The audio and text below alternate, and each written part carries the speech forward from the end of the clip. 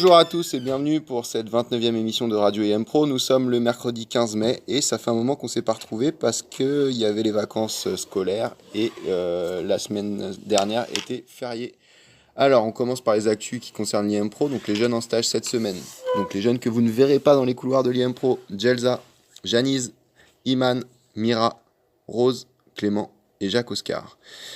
Concernant les informations de l'IM Pro, donc on vous rappelle qu'il va y avoir 2 réunions de parents d'élèves qui vont être organisées au mois de juin, donc le 15 et 29 juin. Il y aura également une fête de l'été qui sera organisée le 5 juillet. Alors elle sera un peu différente des années passées parce que ce sera un concert qui sera organisé le soir et qui sera réservé aux élèves, aux parents et aux professionnels de l'IM Pro. Et tout de suite, on va passer donc à notre deuxième partie d'émission, donc qui ne concerne pas les informations de l'IM Pro, et on va revenir un peu sur les 2 Français qui ont été libérés, qui étaient otages au Bénin, qui ont été libérés. Donc vous savez qu'il y a eu 2 militaires qui ont été tués dans cette opération. Et il y a un guide qui était avec ces 2 otages au Bénin qui a été également tué. Et lui, on n'en a pas trop parlé. Donc ce matin, on a décidé de faire un petit portrait sur ce guide qui s'appelait Fiacre Begji. Alors que se multiplient depuis vendredi 10 mai les hommages et déclarations pour les 2 militaires du commando Hubert tués en opération lors de la libération des otages au Burkina Faso. La mort de plusieurs jours plus tôt de Fiacre Djibouti,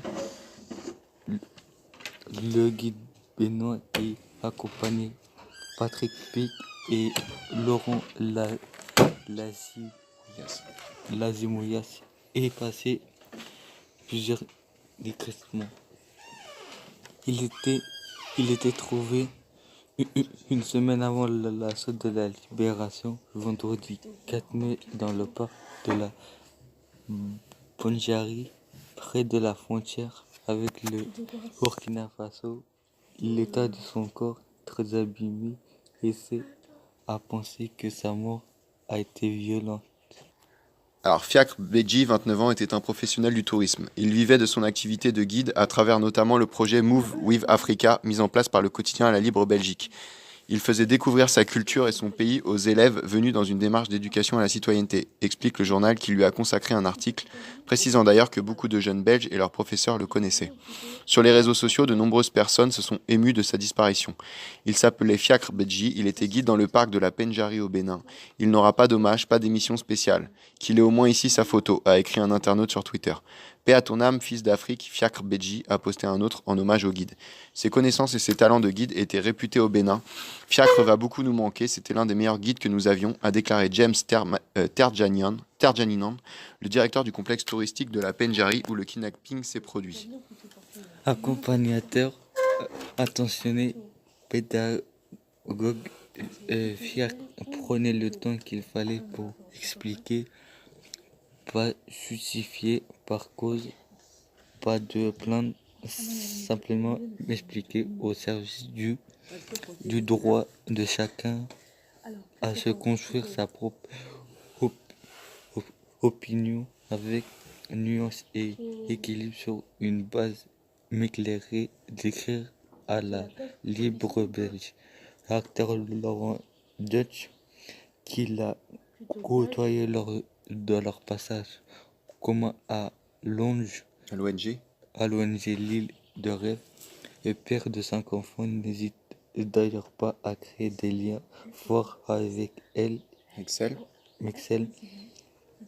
Et ce qui l'accompagnait en invitant par exemple la maison familiale qui a vu défiler des centaines de touristes comme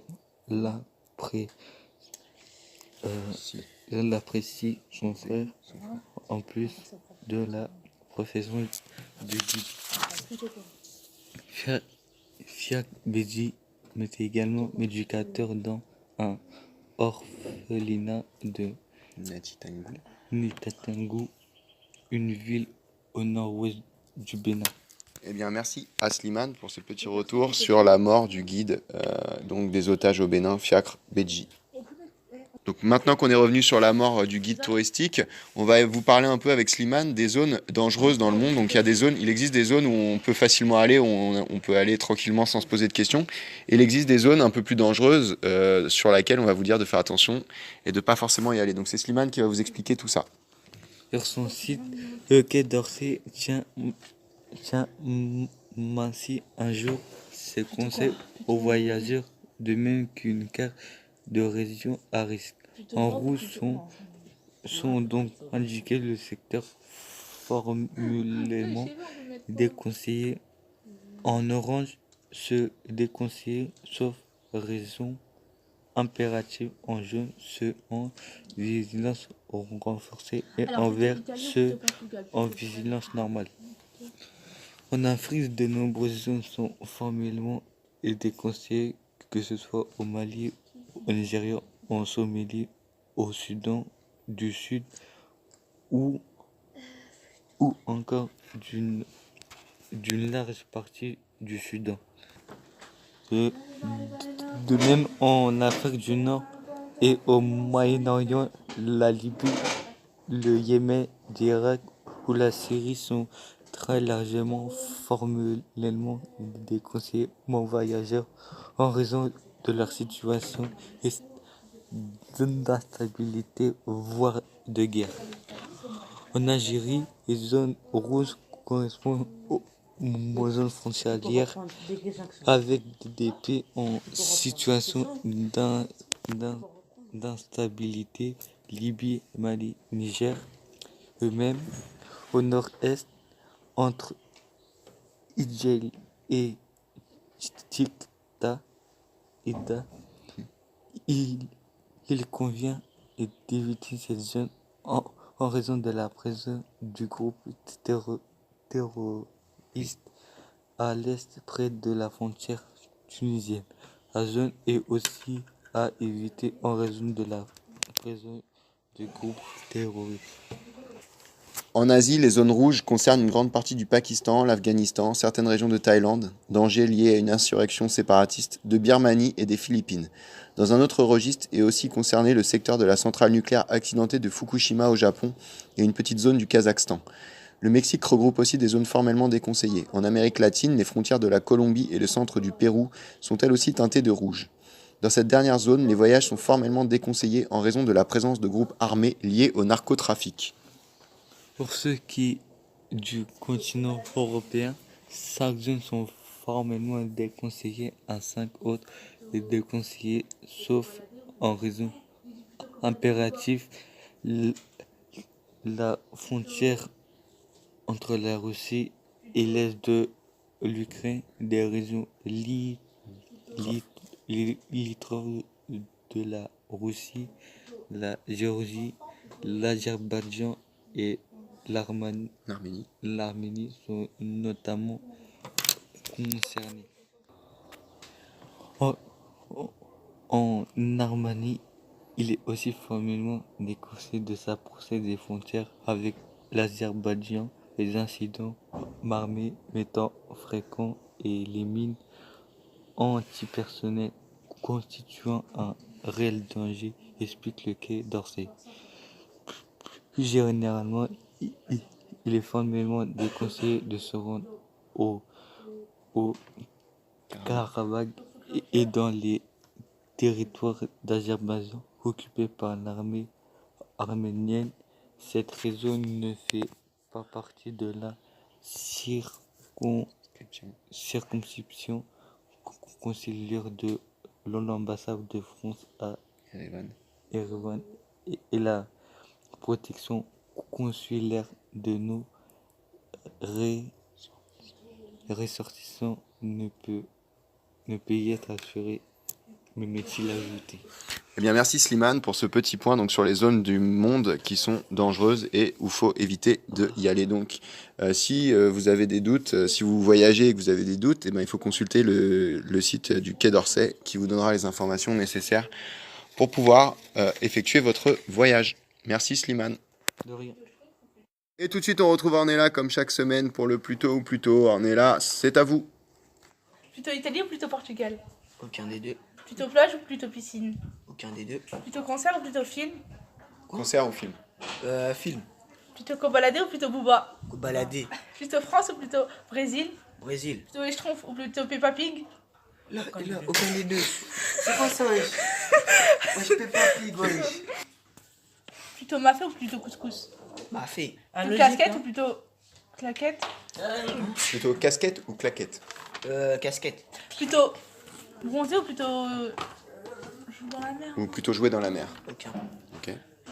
Plutôt baignade ou plutôt bataille d'eau? Bataille d'eau. C'est bien.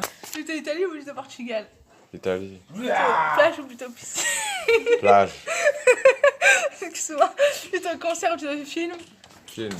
Plutôt Kobalade ou plutôt Booba? Kobalade. Plutôt France ou plutôt Brésil? Brésil. Plutôt les Schtroumpfs ou plutôt Peppa Pig? Peppa Pig. Excuse-moi. Plutôt mafé ou plutôt couscous? Plutôt mafé ou couscous? Mafé. Plutôt casquette ou plutôt claquette? Claquette. Plutôt bronzé ou plutôt jouer dans la mer? Bronzé. Plutôt baignade ou plutôt bataille d'eau? Ma bataille d'eau. Bataille d'eau, c'est la base. Bien. Plutôt Italie ou plutôt Portugal? Les deux. Plutôt plage ou plutôt piscine? Les deux. Plutôt concert ou plutôt film? Film, Plutôt Kobalade ou plutôt Booba? j'ai pas compris. Plutôt Kobalade ou Booba, c'est des rappeurs, mais tu peux dire aucun des deux si tu écoutes aucun des deux. Me balader.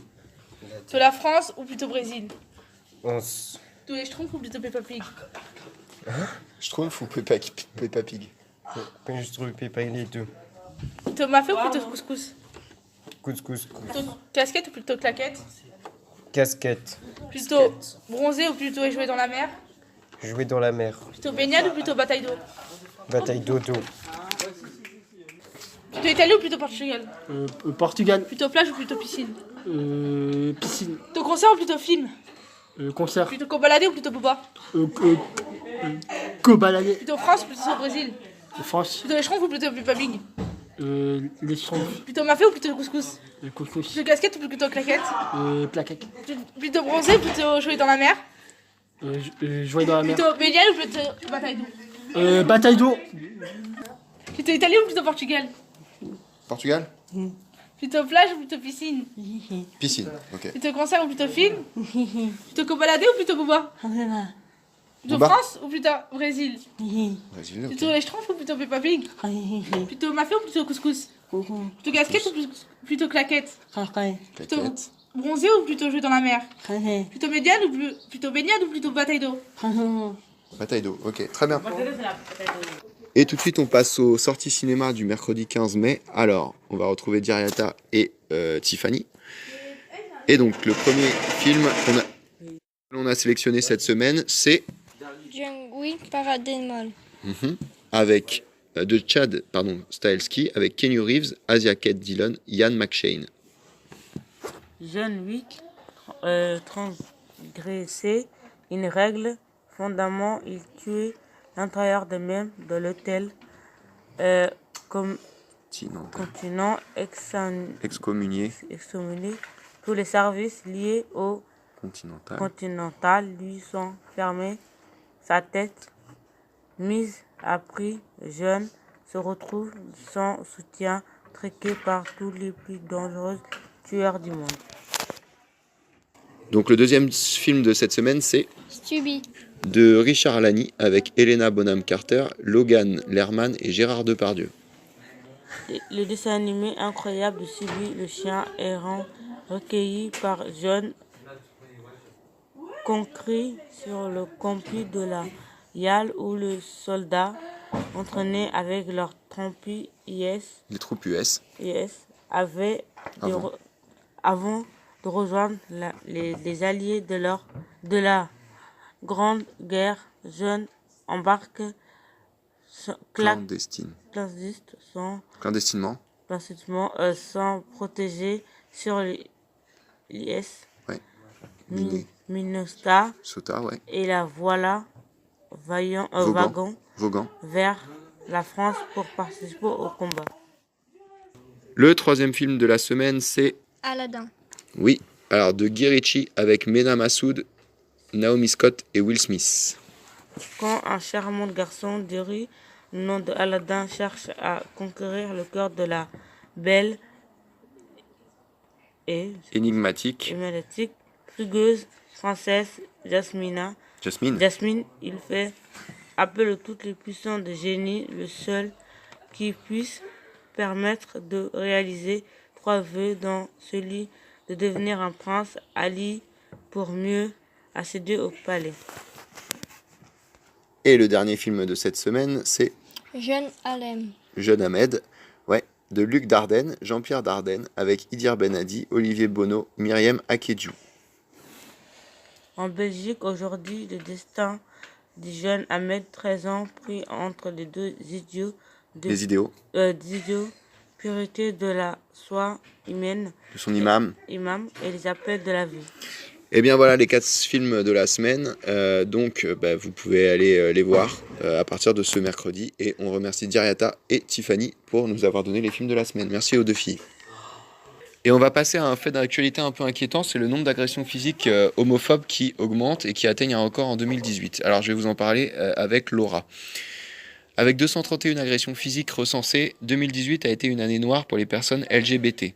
Écrivent Véronique Godet et Joël Demier, coprésidents de la SOS Homophobie, en préambule de leur rapport annuel dévoilé ce mardi 14 mai. Le précédent record d'agression physique, 188 cas, datait de l'année 2013, marqué par un pic des actes homophobes liés à l'adoption de la loi sur le mariage pour tous. L'année 2018, qui enregistre un bond de 66% des agressions physiques LGBT-phobes par rapport à 2017, doit ses chiffres à son dernier trimestre avec un cas d'agression par jour en moyenne, signalé à SOS Homophobie. Au total, en 2018, SOS Homophobie a recueilli 1905 témoignages d'actes LGBT-phobes, en augmentation de 15% par rapport à 2017. Soit la 3e année de hausse consécutive, observe l'association dont les données reposent sur sa ligne d'écoute, son chat ou son formulaire en ligne. Les manifestations de rejet, 62%, et les insultes, 51%, sont les faits les plus fréquemment signalés par les victimes, devant les discriminations, 38%, le harcèlement, 20%, les menaces, 17%, et la diffamation, 17%. Alors ce qu'on constate aussi, c'est qu'il y a une forte augmentation des signalements de violences contre les lesbiennes. Les hommes qui représentent 66% des témoignages sont plus enclins à s'exprimer et à se tourner vers SOS Homophobie pour dénoncer ce qu'ils ont subi, tandis que les femmes, 21%, et les hommes, 35%, ont tendance à s'auto-censurer, à se tourner vers d'autres associations, souligne le rapport. Néanmoins, l'association estime que la forte augmentation des signalements de violences contre les lesbiennes, plus 42%, est davantage le résultat d'une prise de parole des victimes que d'une augmentation de la lesbophobie. Les témoignages de lesbiennes s'inscrivent murés dans une vague revendicative dans la foulée des mouvements #MeToo et #BalanceTonMonPort. Se félicite SOS Homophobie. Comme chaque année depuis 2010, Internet à l'origine de 23% des signalements en 2018 reste le premier lieu d'expression des LGBT-phobies, déploie l'association. Les réseaux sociaux, Facebook et Twitter en tête, agissent comme une caisse de résonance de l'homophobie du quotidien, d'où surviennent plus d'un signalement sur 2, 54%, notamment dans les lieux publics, 13%, puis au travail 11%, en famille 10%, dans le voisinage 9%, dans les commerces 6% et à l'école 5%. Observe SOS Homophobie. Eh bien, je remercie Laura pour vous avoir parlé de ce sujet, et je vous rappelle que ce n'est pas parce que des gens sont différents de vous, qui peuvent penser différemment que vous, qui peuvent aimer des gens du même sexe, que ce sont des gens à rejeter. Il faut faire preuve d'ouverture d'esprit et essayer d'accepter les autres malgré leurs différences. Voilà, je remercie beaucoup Laura pour la lecture de ce petit texte. Merci.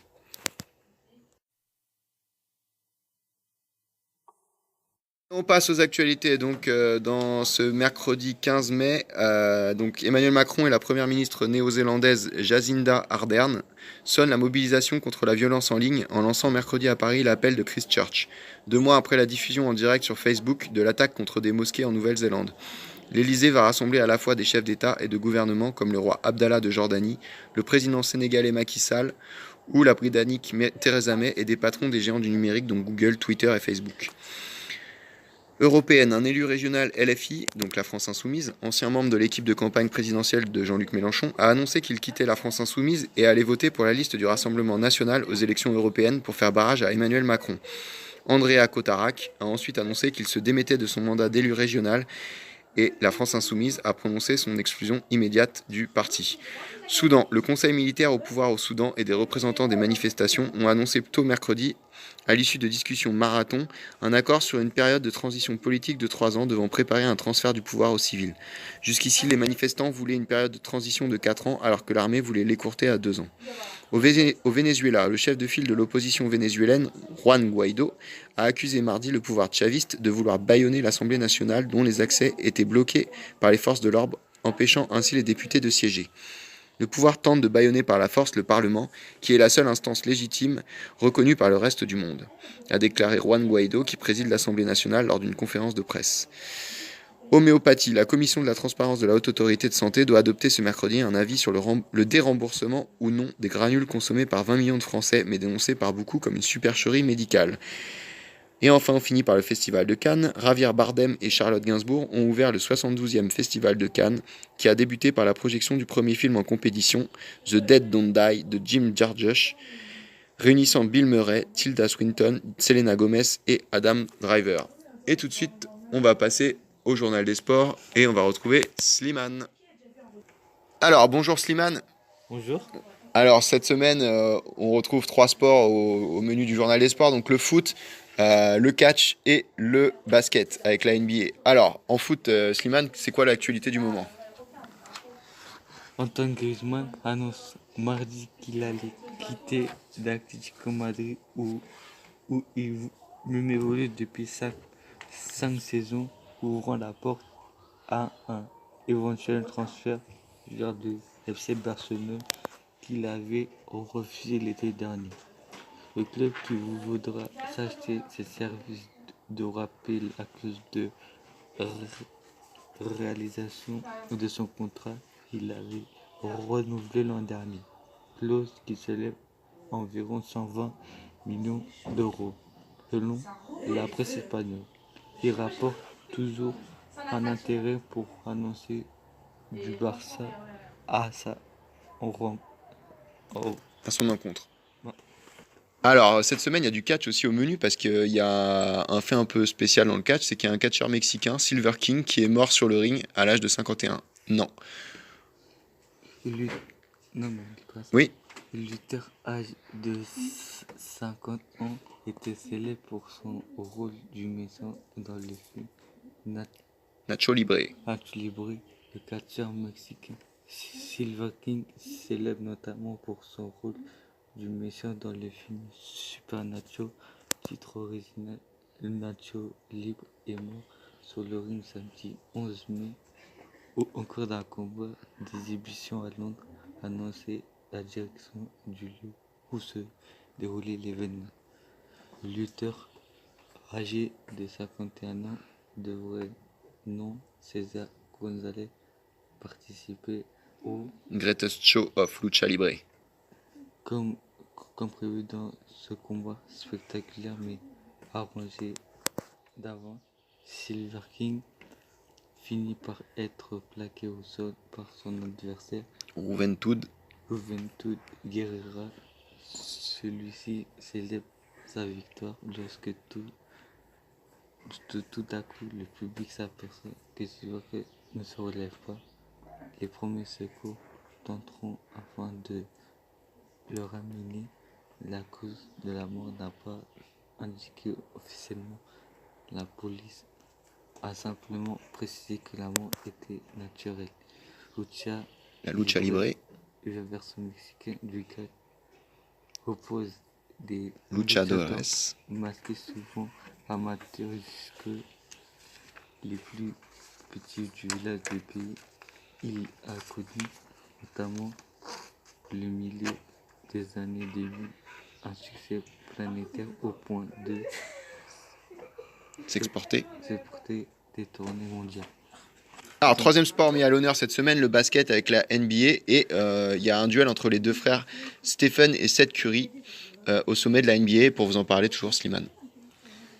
Stephen Curry, la star des Golden State Warriors, affronte son frère Gade au remplaçant au Portland Trail Blazers en finale de la conférence Ouest pour une place en finale de NBA.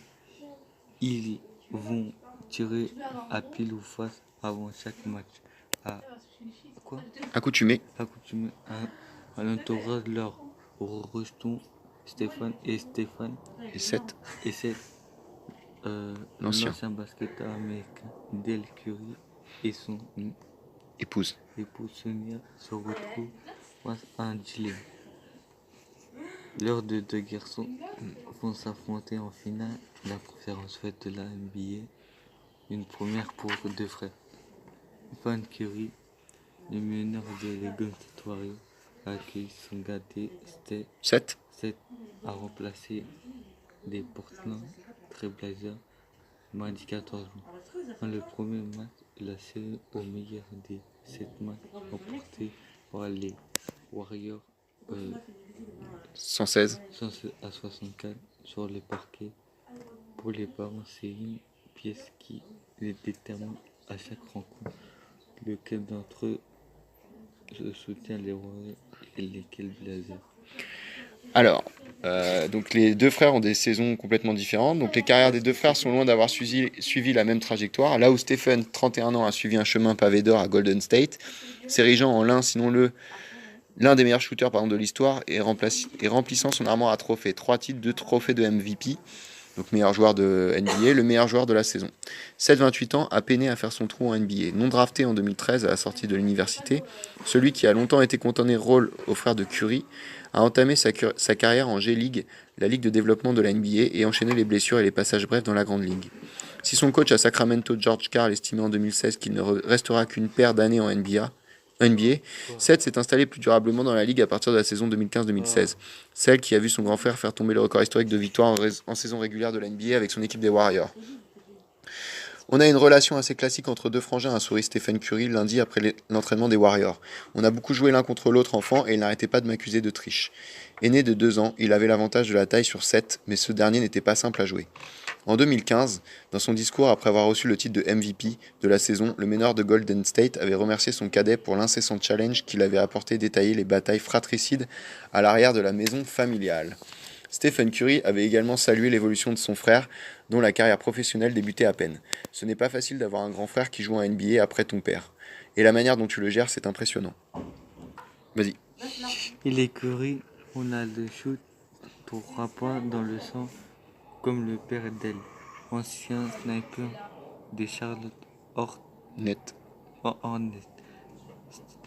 Stephen et Seth ont construit leur carrière sur le titre à long distance, ont pris l'habitude alors que le cadet était encore à l'université de passer l'été à peaufiner leur tir en s'affrontant dans un gymnase de Charlotte en Caroline du Nord avec Anthony Mario, vétéran NBA originaire de la ville. Les entraînements étaient spéciaux en souligné 7 en février en marge des All-Star Games. Match annuel opposant les meilleurs joueurs des conférences Est et Ouest qui a vu les deux frères s'affronter lors d'un concours de tir à 3 points. Cela a été clé de mon développement. Dès qu'un joueur ratait un tir, il était éliminé et les deux frères pouvaient enchaîner jusqu'à 28 tirs chacun avant à rater. Dans la mythologie égyptienne, le dieu Seth s'oppose à son frère Osiris qui règne sur le royaume et finit par le tuer pour prendre sa place sur le trône. La comparaison paraît aisée avec les frères Curry tant Stephen incarne désormais la Ligue nord-américaine. Mais si l'histoire de Stephen ressemble à un conte de fées et celle de Seth est plus contrastée, le cadet refuse d'être cantonné au rôle de frère d'eux. Évitez d'écrire une nouvelle fois que j'essaie de sortir de l'ombre de Steph, requérait-il en février dans un long portrait publié par le site américain The Athletic. Tout le monde veut me faire dire ça, ça a été écrit des millions de fois. Solide remplaçant des Blazers, Seth Curry devrait jouer un rôle important dans la série face au double champion au titre. Habitué à passer le mois de mai à encourager son aîné depuis les tribunes, il dispute ses premiers playoffs. Le sniper de l'Oregon peine encore à réaliser. Affronter Stephen en playoff, c'est un rêve qui se réalise pour nous deux, mais aussi pour nos familles qui vont prendre beaucoup de plaisir. Si lors du All-Star Game, les deux frères avaient misé entre eux sur le résultat du concours à 3 points, pas de pari pour les playoffs. Nul besoin, souffle Stephen. L'enjeu est déjà assez énorme. Le vainqueur remporte la conférence Ouest et représentera son équipe en finale NBA.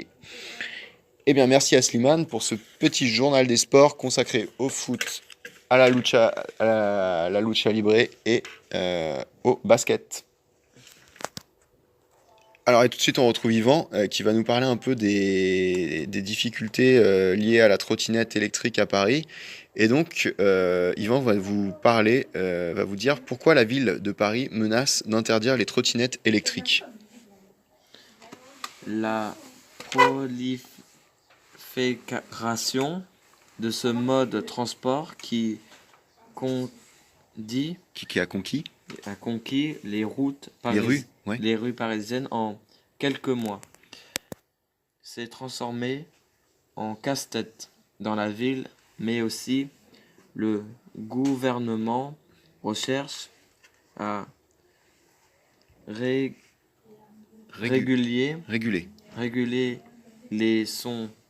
Elles sont environ 15 000 à Paris, donc les situations arrivent sans saturation selon la mairie. Depuis avril, le Conseil de Paris était engagé à créer 2500 places de stationnement dédiées aux trottinettes. La ville avait également adopté une série de mesures, donc la verbalisation à hauteur de 135 € en cas de circulation sur les trottoirs et 35 € en cas de stationnement gênant. La ville exige également l'opérateur qu'il met gracieusement à la disposition des données sur le déploiement et l'usage du service destiné à une meilleure connaissance des flux. L'optimisation espace de stationnement. Les opérateurs s'engagent aussi dans une démarche solidaire durable, était vigilant au recyclage de trottinettes, à l'approvisionnement en électricité verte, ou encore leur responsabilité sociale envers les salariés et prestataires. Ok, alors Yvan, pour finir sur ce petit dossier sur la trottinette, donc on a bien compris que la trottinette c'était un problème parce qu'il y a trop de trottinettes sur Paris et donc du coup la municipalité de Paris essaie de un peu diminuer leur présence parce que ça crée des accidents, etc. Donc est-ce que vous pouvez rappeler un peu à tous les jeunes qui nous écoutent la vitesse qui est autorisée sur le trottoir et la vitesse qui est autorisée sur la route? Alors on commence peut-être par la vitesse sur le trottoir. La vitesse sur le trottoir, c'est 6 km/h. Maximum, c'est 6 km/h. Et sur la route, c'est 15 km/h. Ok, eh bien merci à Yvan pour ce petit reportage sur la trottinette et donc sur la difficulté pour la mairie de Paris à limiter le stationnement et les accidents de trottinettes électriques. Merci Yvan. Ouais. Et donc on va passer à une petite séquence musicale dans cette émission et je vais vous passer une cover, c'est-à-dire une reprise d'une chanson qui s'appelle I Follow You Into the Dark, interprétée à la guitare sèche par un ami qui s'appelle Paul. Voilà.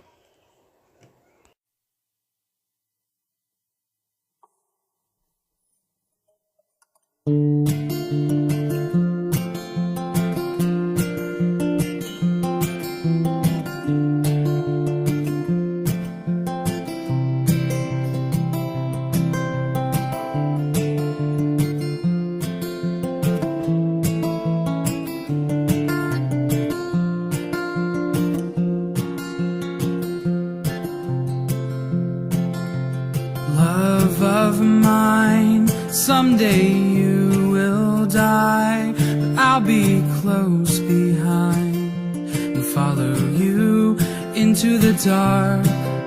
No blinding light or tunnels to gates of white, just our hands clasped so tight, waiting for a hint of a spark. If heaven and hell decide that they both are satisfied, illuminate the nose on their vacancy signs.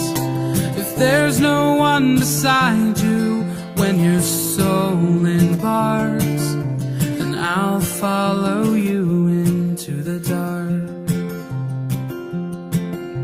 In Catholic school, as vicious as Roman rule, I got my knuckles bruised by a lady in black.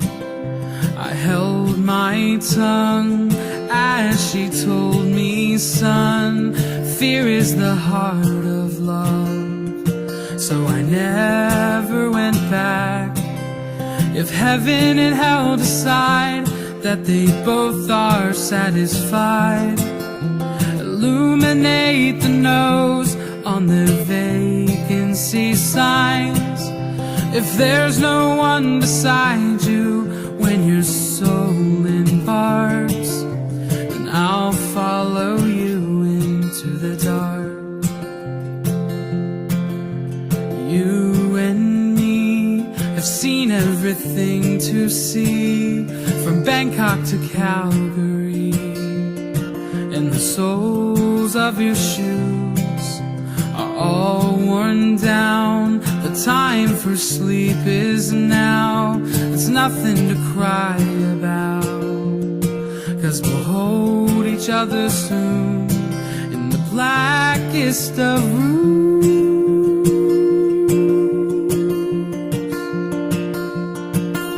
If heaven and hell decide that they both are satisfied, illuminate the nose on their vacancy signs.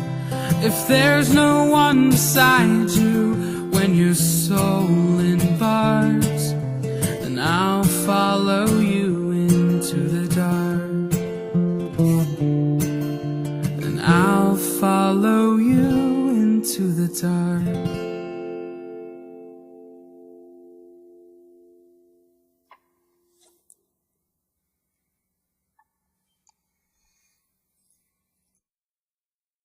Alors tout de suite, on va retrouver des élèves qui vont nous parler, qui vont nous apprendre des choses sur pourquoi l'écran de votre smartphone est mauvais pour votre rythme de sommeil. Donc on retrouve Sega, on retrouve Yvan et on va retrouver aussi Laura. Alors on écoute Sega. La lumière artificielle qui nous entoure a des effets négatifs sur notre corps et notre cerveau. Dans un rapport dévoilé ce mardi 14 mai, l'Agence nationale de sécurité sanitaire des alimentations, de l'environnement et du travail, ANSEE, Oui. montre en effet que LED, ces ampoules qui partout remplacent l'autre forme d'éclairage, des effets qui peuvent s'avérer toxiques. Actualisant les conclusions d'une synthèse parue en 2010, l'agent répond cette fois à des questions restent ouvertes en reprenant des nombreuses études menées depuis le sujet d'analyse. Confort d'abord la mise à jour en garde contre les effets dits phototoxiques. de certains LED. En clair, certains des appareils font Vieillir prématurément. prématurer les yeux. Si des ampoules servent à l'éclairage, des maisons qui depuis 2009 sont progressivement remplacées, les ampoules en quoi Incandescence. sont hors de cause. Des éclairages ponctuels comme les écrans de smartphone, la lampe de poche, une guirlande décorative ou des Phare.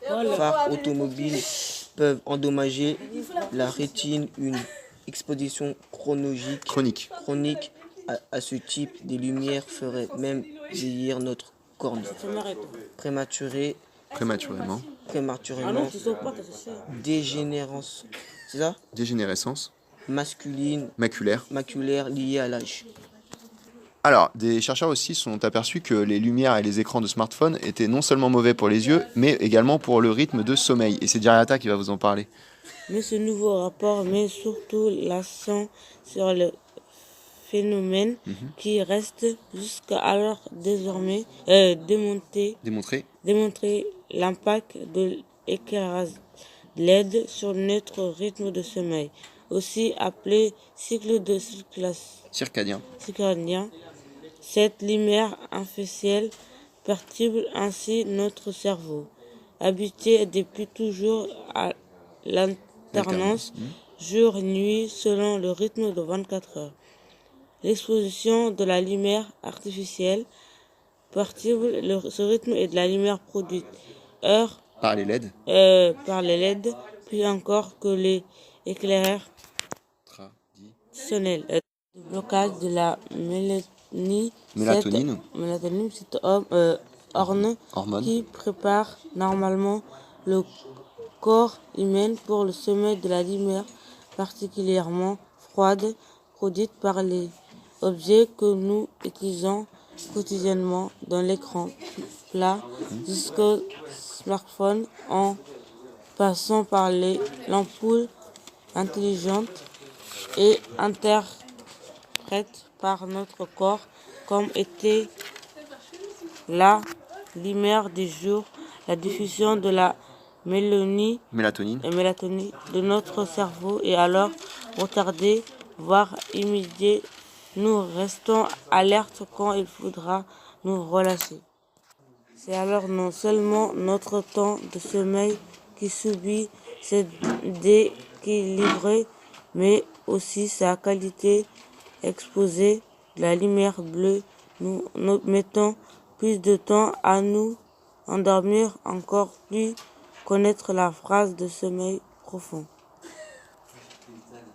Un constat encore plus marqué chez les enfants et les adolescents, donc les cristallins, plus enfants laissent passer le plus de lumière que chez les adultes. Chez les femmes enceintes, dont les hormones se transmettent en fœtus de le manque de mélatonine aura là aussi effet négatif. Développement. L'enfant, l'étude pointant hyperactif comme était une conséquence potentielle. Alors on va voir aussi que ces écrans de smartphone, ils sont pas bons, notamment quand on est au travail, qui peuvent procurer des dangers d'accident du travail. Alors on écoute Yvan.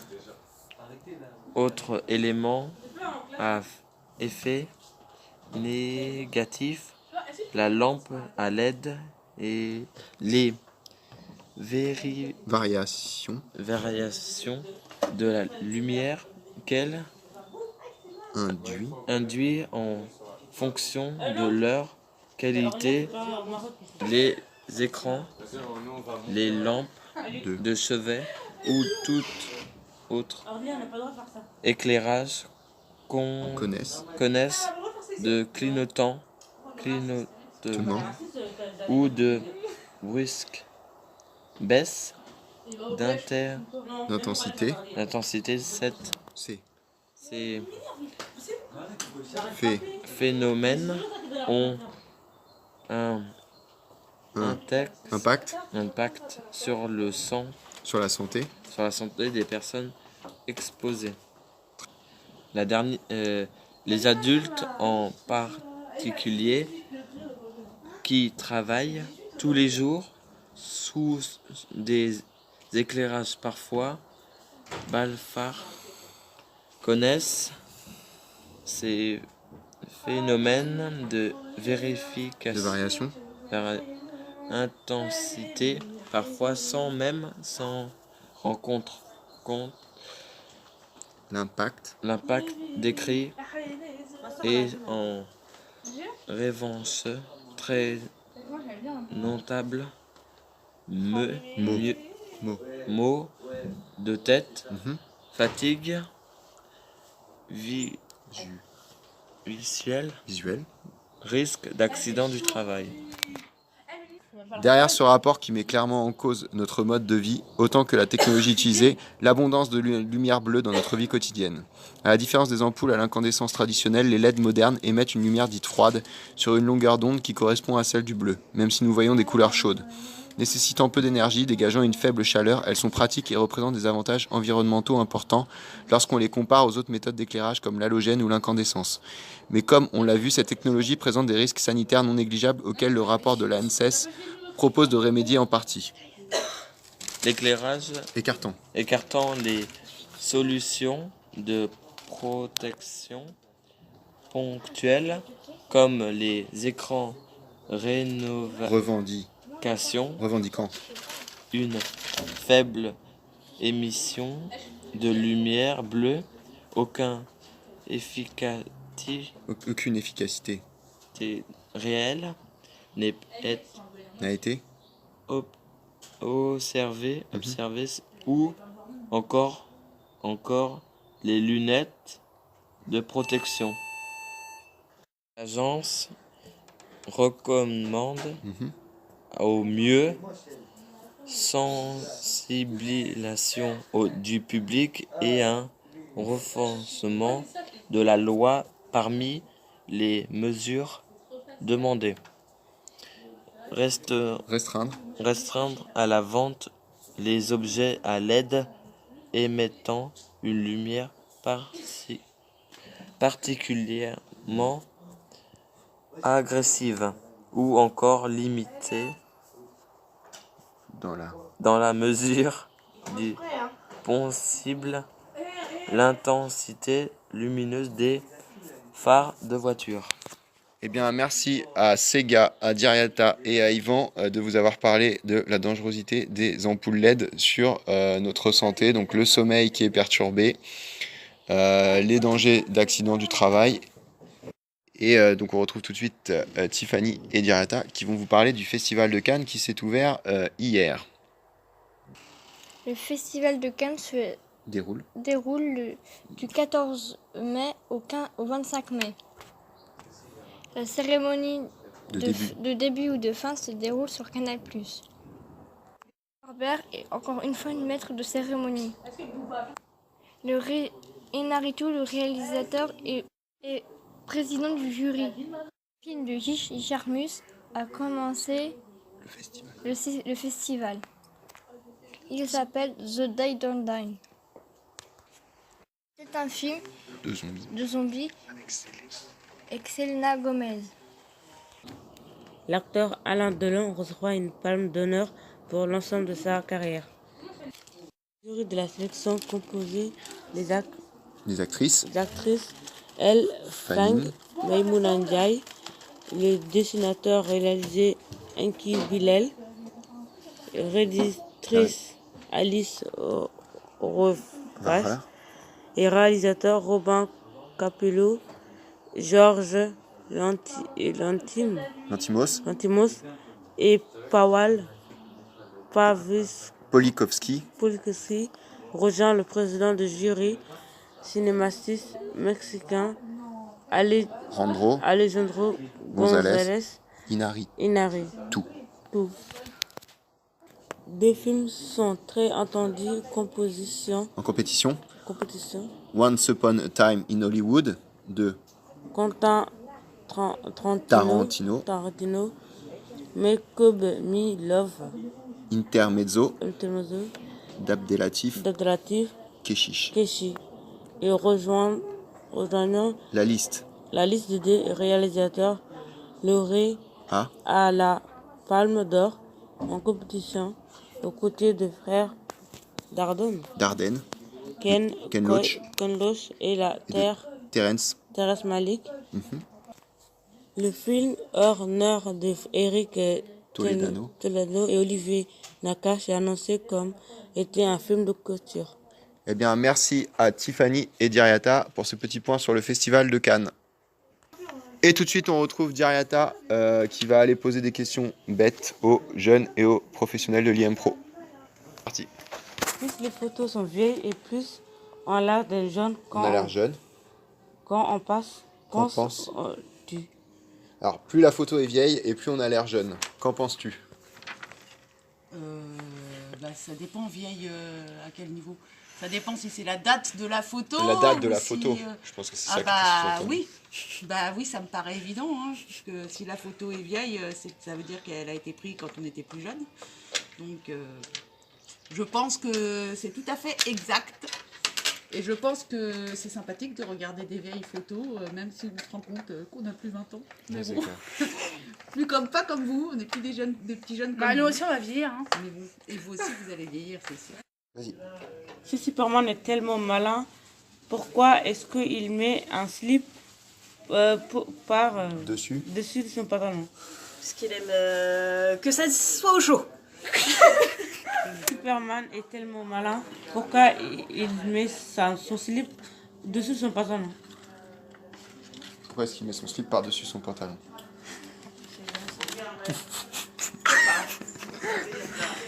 Oui. Si Superman est tellement malin, pourquoi il met son slip en dessous son pantalon? Par-dessus son pantalon. Par-dessus. J'aime. Alors, pourquoi Superman il met son slip par-dessus son pantalon? On va la voir. Dis-nous tout. Elle rigole. C'est pour le style. Pour le style. C'est un mauvais style. Si Superman est tellement malin, pourquoi il met son slip au-dessus de son pantalon? Alors, pourquoi il met son slip par-dessus son pantalon? Pour avoir chaud. C'est bien, vous avez dit pareil avec Armel, c'est un truc d'éduc. Superman est tellement malin, pourquoi il met son slip par-dessus de son pantalon? Alors, est-ce que tu peux répéter? Je n'ai pas très bien compris. Alors, articule bien. Vas-y. Si Superman est tellement malin, pourquoi il met son slip en dessous de son pantalon? Par-dessus. Par-dessus de son pantalon. Mais ouais. Ah ouais, c'est une bonne question. Pourquoi il met son slip par-dessus son pantalon? Eh bien, peut-être pour montrer qu'il a des sous-vêtements. Voilà. Peut-être. Je sais pas. Moi, je dirais ça. C'est pas parce que c'est un super-héros qu'il peut pas mettre de sous-vêtements. Ouais, c'est une bonne réponse. Merci. Si Superman est tellement malin, pourquoi il met son slip par-dessus de son pantalon? Parce qu'il a tellement le sens des responsabilités qu'il est pressé pour aller sauver le monde et du coup, il fait pas les choses dans le bon ordre. Eh ben moi je dirais parce qu'en fait son pantalon il lui tient pas suffisamment ses parties intimes. Si Superman est tellement malin, pourquoi vas-y. Est-ce qu'il met son slip par-dessus son pantalon? Pour faire joli avec Wonder Woman qui a la même façon de s'habiller. Elle met aussi son slip au-dessus de son pantalon. Si Superman est tellement malin, pourquoi est-ce qu'il met son slip par-dessous de son pantalon? Par-dessus. Par-dessus, c'est extrêmement simple comme explication. Les camions Ben passant à 18h30, ça m'étonnerait beaucoup qu'il arrive à voler avant. Si Superman est tellement malin, pourquoi est-ce qu'il met son slip par-dessous dessus de son pantalon? Ça, c'est pas terrible. C'est pour faire joli, hein. Moi, je trouve ça tellement beau. Voilà, question d'esthétisme. Ouais. Ok. Et tout de suite, on retrouve Tiffany pour la météo du jour. Alors Tiffany, demain, il fera quel type de temps? Il fera beau, il fera 6 degrés le matin et 20 degrés l'après-midi. D'accord. Et quel type de temps il fera vendredi, s'il vous plaît? Il fera le même type de temps qu'il va faire demain. Avec des températures à peu près... À 20 et à 6. Ok. Super, merci beaucoup Tiffany.